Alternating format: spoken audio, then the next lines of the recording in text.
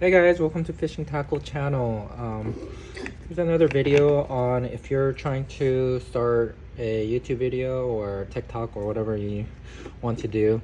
I've tried other cameras. GoPro's the way to go. I got this one's GoPro 8 because it was on sale. But either way, when you get a GoPro like this,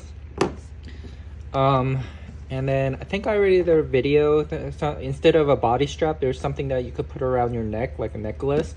You could get one of those, not the plastic one, but get the ones that are flexible. Metal one, I think, or like a rubbery one.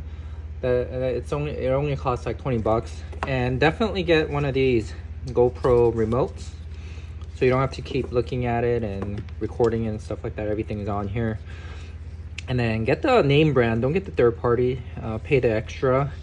The connection is awesome. I never had issues with it. A couple hiccups, but other than that, it works really great paired with this. And then you definitely got to get one of these newer, or there's other brands where you can just take this off. The ones that come with it doesn't have a charging port. It's closed, so you want to get one of these with the charging port. And then get one of these batteries that I use it for to recharge my phone and other electronics I take on the fishing boat. And then get these long charging cords, so you could put this in your pocket, jacket pocket, pants pocket, and then you could connect this. And instead of carrying and replacing multiple batteries, these batteries, if you're filming in 4K or higher resolution, it's gonna go, you're gonna go through like 5-6 batteries for a couple hours, right? Within a couple hours.